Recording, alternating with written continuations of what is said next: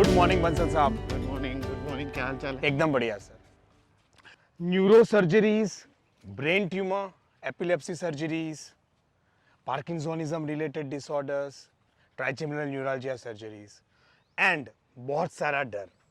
इसी विषय पर बात करने के लिए आज हमारे साथ है doctor K Bansal, leading neuro surgeon from the city of Jaipur. Sir नमस्कार। We welcome you sir. Thank you. Sir हमारा ये awareness talk show on neuro surgeries को शुरू करने से पहले आपसे सर ये जानना चाहते हैं, after your MS, your MCH, your Guinness world record, your micro neuro certifications and all the fellowships, अगर आप चाहते तो अपने आप को मटेरियलिस्टिक और डेवलप करने के लिए US, UK, Canada, Bombay, Delhi अपने आप को सर सेटल कर पाते। फिर भी सर आपने जयपुर की जनता को सेवा देने का सर क्यों डिसीजन लिया? एक्चुअली ये यहीं से पैदा हुआ, यहीं पढ़ा लिखा, तो और यहाँ पे थोड़ा राजस्थान में शुरू से डेवलपमेंट कम था न्यूरो सर्जरी का, क्योंकि बहुत लेट शुरू हुआ यहाँ पे। दिल्ली बॉम्बे में सबसे पहले वेलोर में से शुरू हुआ जल्दी से। तो मुझे लगा कि मेरे को अपने एरिया के लोगों की ही सेवा करनी चाहिए, क्योंकि हम लोग यहीं डेवलप करें डिपार्टमेंट को, काम को, तो अच्छा रहेगा। इसलिए I decided to work here only. Sir हमारी neuro surgery related awareness show को आगे बढ़ाते हुए सर सबसे पहले आपसे ये जानना चाहता हूँ सर, क्या नारायणा अस्पताल में एपिलेप्सी रिलेटेड सर्जरीज की जाती है सर?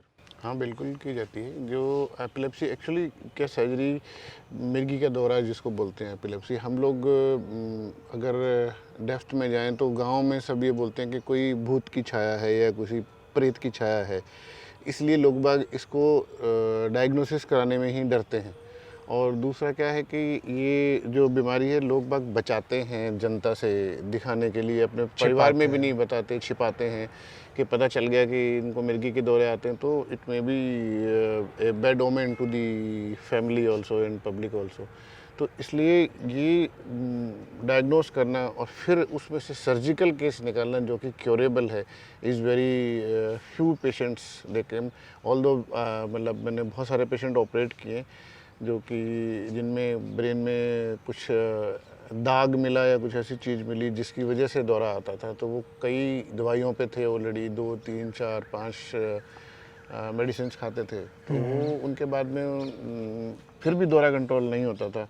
तो कुछ तो ऐसे फीमेल्स थी जिन्होंने अपने आप को जला लिया, रोटी बनाते टाइम दौरा पड़ गया उनको दवाई खाने के बावजूद भी, फिर दवाई के साइड इफ़ेक्ट आने लग जाते हैं। उसमें जो बीमारी पकड़ में आई तो फिर उसका हमने ऑपरेशन किया, तो they are now fully cured with 1 or 2 medicine से there is no seizure now. So this is very important to diagnose and identify the epilepsy. Sir from epilepsy coming two stroke, sir क्या नारायण अस्पताल में stroke related surgeries की जाती है sir? हाँ, हम लोग एक्चुअली हमारा hospital, not only our hospital, there are other hospital also in Jaipur which are we call as a stroke ready hospital. Okay. Like stroke is a unwanted and sudden phenomena in your body when something happens in your brain suddenly. Okay. And you do not expect it before also, and then maybe because of so many reasons. So ये ऐसी जगह होना चाहिए जहाँ पे stroke के लिए पूरी फैसिलिटीज़ अवेलेबल हों, तो उसमें वो हॉस्पिटल चूज करना चाहिए। तो that our hospital is stroke ready hospital. Like sir हमने गूगल में से पढ़ा है कि सर ट्राइजेमिनल न्यूरalgia का पेन सुसाइडल पेन होता है, और कभी कभी सर कार्बामेज़ेपिन का बहुत ही गहरा डोज भी इस पेन को ठीक नहीं कर पाता। क्या सर नारायणा अस्पताल में ट्राइजेमिनल न्यूरalgia सर्जरीज अवेलेबल है सर? हाँ, पहले तो आप ये देखो, ट्राइजेमिनल न्यूरalgia का जो पेन है ना, ये इलेक्ट्रिक शॉक लाइक पेन होता है। Yes, sir. Suddenly occurs in your face and it's unbearable, like जैसे कोई बिजली का एकदम करंट लग गया हो, इस टाइप का पेन होता है। फिर इस पे पेन की जो मॉडलिटी है, ट्रीटमेंट की मॉडलिटी है, वो कार्बामेज़ेपिन, जैसे आपने बोला, carbamazepine is the drug of choice initially, then we have to increase the dose to reduce the pain, but this is not a permanent solution. आप जब तक दवाई खाओगे जब तक आपका पेन ठीक रहेगा। Then we have to find out the cause. In most of the patients, almost 70 to 80% of the patients, जो नस है वो नस के ऊपर नस चढ़ी होती है। एक्चुअली जो ट्राइजेमिनल नर्व है उसके ऊपर खून की नस चढ़ी होती है, तो वो पल्सेशन के साथ पेन होता है, इसलिए एकदम शॉक की तरह पेन आता है, आपने सुबह उठ के मुंह धोया एकदम से करंट लगा पेन आया। तो इसकी सर्जरी कई प्रकार की होती है, जिसमें हम एक में तो रूट को स्टिमुलेट करते हैं, एक रूट को एबलेट करते हैं, रेडियो फ्रिक्वेंसी लीजन करके रूट को हम डैमेज करते हैं। और दूसरा जो सबसे इम्पोर्टेंट चीज़ है वो जो कॉज है इसका, नस के ऊपर जो नस चढ़ी है उसको हम सेपरेट कर दें, बीच में हम एक टेफ्लॉन का गुटका फंसा देते हैं। तो उससे क्या होता है, वो रूट, उस रूट का जो पल्सेशन है, जो नस आर्टरी का पल्सेशन है, वो रूट पे नहीं जाएगा तो पेन इमीडिएटली ख़त्म हो जाएगा। तो वो सबसे बेस्ट ट्रीटमेंट है। But that is little tricky surgery because of the important नसेस, नर्व्स होती हैं वहाँ पे आसपास में, खून की नस होती है, तो उसमें चेहरा टेढ़ा होने की, सोनापन होने की संभावना रहती है ऑपरेशन के बाद भी। But that is the final treatment. Got it sir. Sir spinal cord related surgeries में लोगों के मन में सर सबसे बड़ा डर यही रहता है कि यार मैं ठीक से खड़ा हो पाऊंगा कि नहीं हो पाऊंगा सर्जरी के बाद।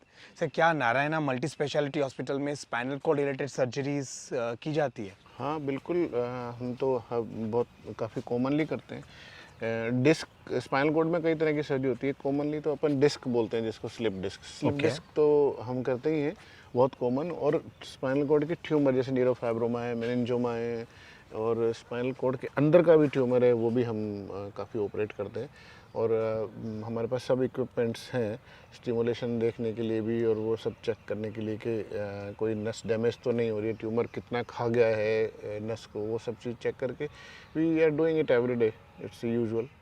एंड सर डरने की ज़रूरत नहीं है, नहीं, बिल्कुल डरने की जरूरत नहीं है। वो तो पहले कहते थे लोग कि रीढ़ की हड्डी का ऑपरेशन करा लिया तो खड़ा हो पाएंगे कि खड़ा ही नहीं नहीं? हो पाएगा, टट्टी पेशाब बंद हो जाएगा सब ये। अब तो बल्कि पेशाब, टट्टी पेशाब बंद होने हुए पेशेंट हमारे पास आते हैं, वो वापस से सही हो जाते हैं सर्जरी के बाद में। So this reverse is happening now. Got it, sir. Sir, from spinal cord surgery, sir, talking about the post surgery infections, जो कि सर ज़्यादातर सर न्यूरो सर्जरी में पेशेंट को और घर वाले को सर डर लगता है कि सर्जरी के बाद इन्फेक्शन लग जाएगा कि नहीं लग जाएगा। तो sir Narayana multi speciality hospital में sir what care you take कि पोस्ट सर्जरी कोई इन्फेक्शन ना लगे पेशेंट्स को? हाँ नहीं, यूजुअली हम जैसे आईसीयू में रखते हैं तो वो एक आइसोलेटेड एरिया है, और ब्रेन का जो हिस्सा है, स्पाइनल कॉर्ड का हिस्सा है, वो सबसे most sacred part of your body है। तो इसलिए उसके लिए इन्फेक्शन से बचाना बहुत ज़रूरी है। तो जैसे हमारे पास एक डेडिकेटेड ओटी है जिसमें सिर्फ हम लोग सिर्फ न्यूरो सर्जरी ही करते हैं, दूसरा कोई केस नहीं करते। इन्फेक्टेड केस दूसरे ओटीज़ में होते हैं, जो सेप्टिक ओटीज़ अलग से होते हैं, उसमें करते हैं। उसमें न्यूरो वाले ओटी में सिर्फ ब्रेन और स्पाइन का करते हैं हम, जिसमें इन्फेक्शन के चांसेस बहुत ही कम हो जाते हैं। और ओटी की तो वो जो स्टैंडर्ड ऑफ अमेरिकन स्टैंडर्ड के प्रोटोकॉल्स के हिसाब से हम we fumigate it every day almost. Sir coming to brain tumours, sir क्या नारायणा मल्टी स्पेशलिटी हॉस्पिटल में endoscopic surgeries, microscopic surgeries, gamma knife related treatment, everything is available related to brain gamma tumour? Knife नहीं है हमारे यहाँ पे, but हाँ brain tumour की बाकी सर्जरीज एंडोस्कोपी करते हैं हम। जो ब्रेन में ट्यूमर्स हैं, कैंसर के या बिना कैंसर के भी, वो हम लोगों के पास सब फैसिलिटी है, हम लोग करते हैं all this kind of tumours and all, endoscopic also. Sir एक डर लगा रहता है पेशेंट के दिमाग में और सर केयर टेकर्स को कि ब्रेन ट्यूमर की सर्जरी में पूरा स्कल खोल देते हैं। सर क्या पूरा स्कल खोलने की ज़रूरत रहती है? ऐसा नहीं होता, आजकल तो बहुत मिनी सर्जरी करते हैं हम। छोटा सा चीरा जहाँ पे ट्यूमर है वहीं पे उतना सा इंसिजन लगाते हैं, चीरा लगाते हैं, और उतने से चीरे से ही हम एंडोस्कोप से, दूरबीन से या टेलीस्कोप जिसको बोलते हैं, माइक्रोस्कोप से ट्यूमर निकाल देते हैं, कोई प्रॉब्लम नहीं है। वो निशान भी नहीं आता, बाद में पता भी नहीं चलता कि इसका ब्रेन का ऑपरेशन हुआ है क्या। Got it sir. Sir coming to sir surgeries and treatment related to sir geriatric population of our country. Sir we are Indians. Sir Bharat में माँ बाप के साथ रहना is very common and we take it as very natural thing. Sir बुजुर्गों की related neurological disorders की अगर बात करें, अल्जाइमर्स, पार्किंसोनिज्म, क्या sir Narayana multi speciality hospital में अल्जाइमर्स, पार्किंसोनिज्म की ट्रीटमेंट अवेलेबल है सर? एक्चुअली अल्जाइमर की कुछ सर्जरी तो होती नहीं है। Alzheimer is a medical disease, ageing disease. जैसे मैं आपको बोलूँ आपके बाल सफ़ेद हो गए, तो बाल सफ़ेद होना बीमारी तो नहीं है, करेक्ट, ये तो एजिंग है। तो ऐसे अल्जाइमर भी एजिंग है। कई ऐसी सिचुएशंस होती हैं जिसमें कि वो अल्जाइमर जल्दी डेवलप हो जाती है।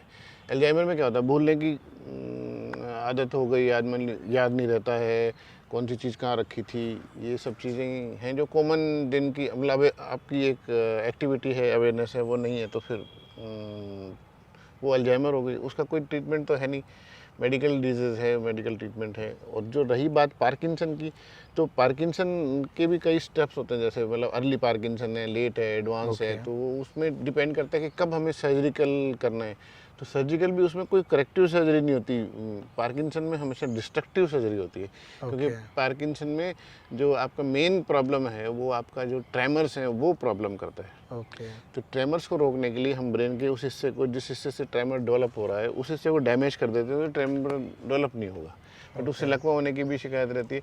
But we have to weigh the pros and cons. Pros and cons, तभी हम सर्जरी के लिए एडवाइस कर सकते हैं। सर आजकल की भागदौड़ भरी जिंदगी, high blood pressure, stress, anxiety, sir stroke तो सर यंगस्टर्स में भी सर बहुत देखने में आ रहा है। बिल्कुल सही है आपका। एक्चुअली स्ट्रोक पहले हम लोग कहते थे कि बुढ़ापे में, हमने भी देखा बचपन में कि गांव में दादाजी के लकवा हो गया तो सब वो बिस्तर में पटक दिया, किनारे पे पड़े हुए हैं। तो वो अब वो चीज़ नहीं रही है। स्ट्रोक अब यंग स्ट्रोक्स भी हो रहे हैं आजकल। तो अभी हम एंजाइम्स और इसकी होमोसिस्टिन की डेफिशिएंसी है, बहुत सारी चीज़ें हैं, विटामिन B12 है जिसकी डेफिशिएंसी से हो जाता है। तो जो स्ट्रोक है अभी भी मतलब होता तो ओल्ड एज में ही ज़्यादा है, क्योंकि जो लाइफस्टाइल डिजीज़ हैं आजकल, जैसे बीपी आपने बोला, और कार्डियक डिजीज़ है और डायबिटीज़ है, ये सब चीज़ें एकदम इसको स्ट्रोक के लिए खाद का काम करती हैं।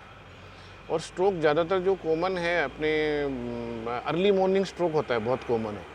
कारण क्या है कि जो बीपी की दवाई खाते हैं और शुगर कंट्रोल नहीं होती, सुबह 5 बजे नींद खुलती है एकदम से, 4-5 बजे यूजुअली टॉयलेट जाने के लिए आदमी को नींद खुलती है। तो 5 बजे जब उठ के जाने लगता है वो एकदम से, तो सडनली बिस्तर से खड़े होते हैं तो ब्लड प्रेशर फॉल हो जाता है, शुगर फॉल हो जाती है, क्योंकि आपका हार्ट रेट कम होता है, बीपी कम होता है ऑलरेडी जब आप सो रहे होते हो। तो उस टाइम खून एकदम से गाढ़ा होकर स्ट्रोक हो जाता है। तो उसमें ब्रेन हैमरेज भी हो सकती है और ब्रेन में काला भी पड़ सकता है, इस्कीमिया भी हो सकता है। तो स्ट्रोक जो है वो ज़्यादातर इन दी पेशेंट्स में होता है। तो इन सबको अपना एक तो अल्कोहल इंटेक कम करना चाहिए, बीपी शुगर की दवाई टाइम से लेनी चाहिए, और स्मोकिंग कम करनी चाहिए, टाइम से सोना चाहिए। At least 6 to 8 hours of sleep is most important. और जब आप उससे ज़्यादा इम्पोर्टेंट चीज़ ये कि जब सुबह उठते हैं तो वो मैं उसको बोलता हूँ रूल ऑफ 10। तो आप पहले बिस्तर में 10 सेकंड करवट लेके लेटे, जब उठने लगे तो एकदम से झटका मार के नहीं उठे। 10 सेकंड आप करवट लेके उठें, फिर 10 सेकंड आप पैर लटका के बैठ के बिस्तर पे बैठे रहें, फिर 10 सेकंड आप खड़े होकर बिस्तर के बगल में करें ताकि आपको चक्कर नहीं आ जाए, कुछ नहीं हो। फिर then you walk for then, so 3 step है, करवट लेके, फिर पैर लटका के बैठ के, और फिर खड़े होकर बिस्तर के बगल में 10 सेकंड आप अपने आप को ऑब्जर्व करेंगे कुछ प्रॉब्लम तो नहीं हो रही। Then you walk to the toilet. 30 second is nothing much, आपको ऐसा नहीं है, कुछ नहीं होने वाला। बट अगर आप एकदम से खड़े हो गए, स्ट्रोक हो गया तो गए काम से। Got it sir. सर कुछ और सर मिर्गी रिलेटेड अवेयरनेस की सर बात करें, सर भारत में शादी is no based on trust, लेकिन सर मिर्गी एक ऐसी बीमारी है no, husband wife arrange marriage की मीटिंग से पहले, और माँ बाप भी दोनों परिवार से छुपाते हैं कि नो मेरे बेटे या मेरी बेटी को नो एपिलेप्सी की ट्रीटमेंट उसकी चल रही है, उसको मिर्गी के दौरे आते हैं। बताते नहीं है एक्चुअली ना, ये बहुत बड़ी प्रॉब्लम है हमारे इंडिया में। जबकि हम कहते हैं कि हर आदमी को जिसको मिर्गी का दौरा पड़ता है उसको बताना चाहिए, बल्कि एक कार्ड इशू करना चाहिए हमको, वो कार्ड अपनी जेब में रखे, तो वो उससे ये पता चले कि हाँ इसको मिर्गी के दौरा आते हैं और दवाई खाते हैं ये। और अगर आप शादी जो आपके डाइवोर्सेस होते हैं के बाद में, हमें तो लड़की को बताया नहीं, आपकी लड़की को तो दौरे पड़ते थे तो आपने बताया नहीं हमको, तो और ये तो छुप के गोली खाती है या हस्बैंड गोली खाता है। तो अब हमारी रिवर्स है थोड़ा सा इंडिया में, क्या है कि आदमी अगर गोली खा रहा है तो कोई बात नहीं है, चलो ठीक है, नहीं बताया तो कोई बात नहीं, तो वो फिर भी जो लेडीज़ है उसका ध्यान रखेगी। पर आदमी ने को नहीं बताया और औरत के साथ में दौरा पड़ रहा है तो वो रिवर्स हो जाता है, फिर डाइवर्स तक बात आ जाती है। तो मैं तो कहता हूँ शादी से पहले आप बताओ कि भाई लड़की में ये प्रॉब्लम है, दवाई इतने साल से खा रही है, तुम्हें करना है क्या नहीं करना है, बताओ, तब करो आप। नहीं तो बाद में आप लाखों करोड़ों रुपए शादी में लगा दो और फिर 6 महीने बाद में शादी टूट जाए तो क्या मतलब निकलता है उसका। वो सारी उम्र वो भी परेशान होगी, आदमी की भी ज़िंदगी ख़राब, उसकी भी ख़राब। तो ये छोटी सी चीज़ें जो छुपानी नहीं चाहिए, बट बहुत इंपॉर्टेंट चीज़ है। Sir, coming back, sir, again I'll say that we are Indians and we are proud of that. Sir, Indian women's, sir कितनी भी सर प्रोफेशनली सक्सेसफुल हो जाए फिर भी sir know every women has a dream of becoming a mother. Sir epileptic women sir क्या मातृत्व सुख का आनंद ले पाती है हाँ सर? क्यों नहीं, अब तो मेडिसिन जो है, दवाइयाँ इतनी एडवांस हो गई हैं कि जिसमें कोई प्रॉब्लम नहीं है। दवाइयाँ आपकी प्रेगनेंसी में सेफ़ हैं, कोई प्रॉब्लम नहीं है। हमने कितने सारे इवन ब्रेन ट्यूमर मैंने ऑपरेट किए हैं, जो मदर प्रेग्नेंट हैं ब्रेन ट्यूमर ऑपरेट किया सेफली, और उसके बाद में she delivered a baby. Okay. और उसके अलावा जो दौरे की दवाइयाँ हैं वो कंटिन्यू करते रहे। अभी भी एक मैंने और ब्रेन ट्यूमर ऑपरेट किया, she delivered a baby in last week only, and she was on my medicine, nothing happened, child is safe and perfect, no problem। So nothing to get worried of sir. नहीं नहीं, वो कोई इसको पहले जो हम लोग सोशल टैबू और सोशल स्टिग्मा मानते हैं ना, उसको नहीं मानना चाहिए। वो चीज़ें अब नहीं रही हैं, क्योंकि पहले दवाइयों के साइड इफ़ेक्ट बहुत थे। पहले जो ये कटा होठ फटा होठ जो होते थे बच्चे, वो ये मिर्गी की दवाइयों से होते थे। ओके। पर हालांकि रिस्क कम थी, बट फिर भी होते थे पहले पर, लेकिन अभी there is nothing to be worried of. अभी तो medicine. Sir, apart from your neurosurgeries and your sir no Guinness Book of Record, sir आपकी सक्सेस और आपकी हार्ड वर्क और आपकी सर्विस के पीछे सर आप किसका सर सबसे बड़ा इंस्पिरेशन है? नहीं, ये तो इंस्पिरेशन तो आपके खुद से ही अंदर से ही आता है, और आपको हमें डिज़ायर होनी चाहिए कुछ करने की, तो आप अपने आप ही डेवलप कर लेते हो अपने आप को। और it depends on what you want from life. From life. Life can give you fruits and life can give you thorns. हमारे पे है सर।